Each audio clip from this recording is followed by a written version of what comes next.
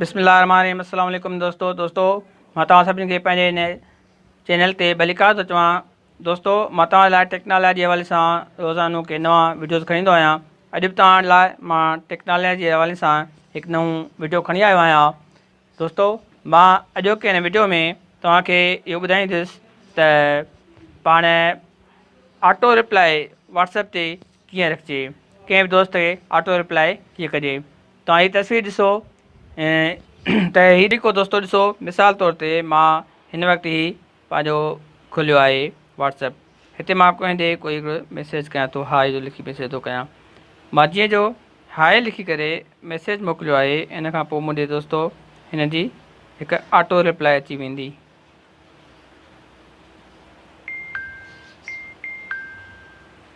दोस्तों मां वरी हीअ साॻियो हाय खोलियो, पर मां मैसेज खोलियो, तव्हां ॾिसो 1 वॻे मां हाय जो मैसेज मोकिलियो आहे त 1 वॻे ते ई मुंहिंजे वापसि मैसेज अची वियो आहे रिप्लाई जो।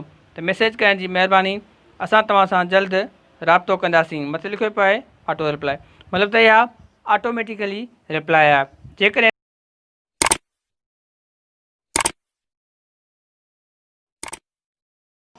दोस्तों अहिड़ो ई जेकॾहिं तव्हां पंहिंजे पेज ते व्हाट्सएप ते रखाइणु चाहियो था ऑटो रिप्लाई जो मैसेज, त पोइ हिन वीडियो खे मुकमल ॾिसो। हिन वीडियो में मां तव्हांखे मुकमल ॼाण ॾींदुसि। दोस्तों इन वीडियो लाइ सभ खां पहिरियां असांखे छा करिणो पवंदो, जो प्ले स्टोर ते वञिणो पवंदो।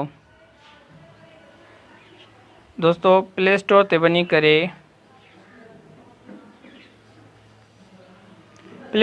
करे हिते लिखिणो पवंदो व्हाट्सएप ऑटोमेटिक रिप्लाई। दोस्तों केॾे वञण जी ज़रूरत न आहे, तव्हांखे मां कंप्लीट हिन जी इंफॉर्मेशन ॾींदुमि। जॾहिं तव्हां कंप्लीट इंफॉर्मेशन ॾींदव तॾहिं तव्हांखे ॻाल्हि सम्झ में ईंदी।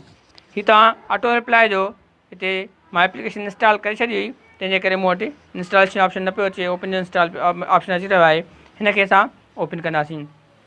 ओपन करण खां पोइ सभ खां पहिरियां हीअ बटन तव्हांजो ऑफ हूंदो, पाण खे ऑन कंदासीं। जॾहिं हिनखे ऑन कंदासीं तॾहिं ई असांखे मैसेज जेको हूंदो ऑटो रिप्लाई वारो रिप्लाई थींदो।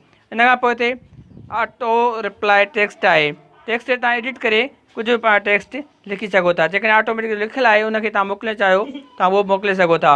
उन खां पोइ कॉन्टेक्ट में पाण जॾहिं वेंदासीं त कॉन्टेक्ट में तव्हां चाहियो त उहो मैसेज जेको आहे रिप्लाई जो कंहिंखे मोकिलणु चाहियो था, एवरी वन आहे सभ खां पहिरियों ऑप्शन। मतिलबु त जेको बि तव्हांजे मैसेज करे उन जे ऑटो रिप्लाई जो ऑप्शन हलियो वञे। उन खां पोइ माए कॉन्टेक्ट लिस्ट आहे, त मतिलबु जेके तव्हां वटि सिर्फ़ु नंबर सेव हुजनि सिर्फ़ु उन्हनि ॾे मैसेज वञे। उन खां पोइ एक्सेप्ट माए कॉन्टेक्ट लिस्ट आहे, मतिलबु कॉन्टेक्ट लिस्ट खां सवाइ ॿिया जेके नंबर अचनि सिर्फ़ु उन्हनि ॾे ई सिर्फ़ु इहो रिप्लाई वञे। मतिलबु जेको नओं माण्हू तव्हां ॾे करे सिर्फ़ु उन ॾे वञे, सिर्फ़ु तव्हां जेको नंबर सेव आहे उन ॾे इहो मैसेज न वञे।